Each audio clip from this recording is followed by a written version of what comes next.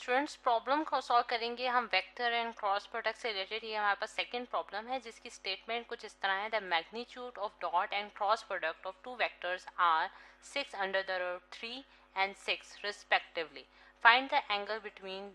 The vectors. अब आप देख सकते हैं स्टूडेंट्स कि यहाँ हमें जो है डॉट और क्रॉस प्रोडक्ट्स बताए गए हैं दो वेक्टर्स के, और हम अगर सपोज कर लेते हैं कि हमारे पास फॉर एग्जांपल हमारे पास हम डाटा में पहले जो गिवन इन्फॉर्मेशन है हम उसको लिख सकते हैं कि हमारे पास सबसे पहले हम ये सपोज कर लेते हैं कि हमारे पास ए और बी जो हैं वो हमारे पास दो वेक्टर्स हैं। ये हमारे पास दो वेक्टर्स हैं जिनकी बारे में हम बात कर रहे हैं, और इसका जो इनके जो मैग्नीट्यूड्स का, ये the magnitudes of dot and cross products of the two vectors are, यानी कि ए और बी जो है, यानी कि ए और बी के दरमियान जो डॉट प्रोडक्ट आ रहा है, यानी कि ए डॉट बी,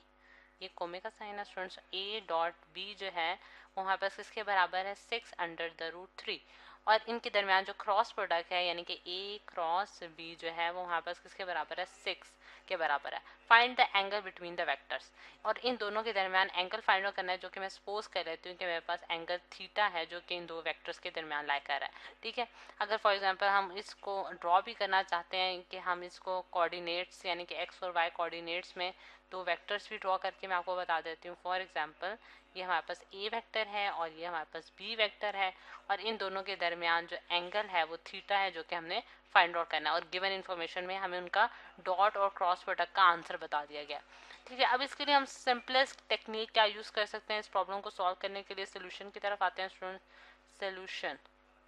सोल्यूशन क्या होगा हमारे पास इस प्रॉब्लम का, अगर हम देखें स्टूडेंट्स कि ए डॉट बी, यानी कि ए डॉट बी जो है उसका आंसर हमें गिवन है 6 अंडर द रूट 3। तो अगर मैं ए डॉट बी का फॉर्मूला ओपन करूं, यानी कि ए डॉट बी हमारे पास किसके बराबर होता है A B into cos of theta. A B into cos of theta हमारे पास किसके बराबर आ गया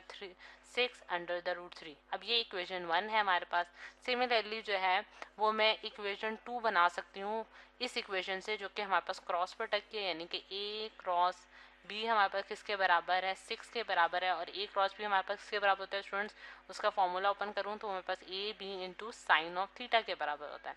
साइन ऑफ थीटा के बराबर होता है, और ये हमारे पास 6 आ गई। ये मेरे पास इक्वेशन 2 आ गई। मैंने जस्ट जो है वो इनके फॉर्मूला उसको ओपन किया है। अब अगर हम थोड़ी सी मैथमेटिकल ट्रिक यूज़ करें और मैं अगर इक्वेशन 2 को डिवाइड कर दूं, यानी कि इक्वेशन 2 को आप अगर डिवाइड कर दें students equation 1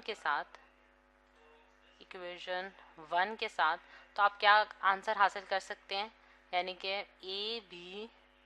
sign of theta is equal, A B sine of theta जो है वो हमारे पास 6 के बराबर है। अब इसकी जो राइट हैंड साइड है और इसकी जो लेफ्ट हैंड साइड है वो दोनों इक्वेशंस की आपस में डिवाइड हो जाएगी, यानी कि ए बी और नीचे क्या आ जाएगा कॉज ऑफ थीटा। ठीक है, और यहाँ भी हमारे पास 6 अंडर द रूट 3 आ जाएगा। ठीक है, यानी कि राइट हैंड साइड से डिवाइड हुई है और लेफ्ट हैंड साइड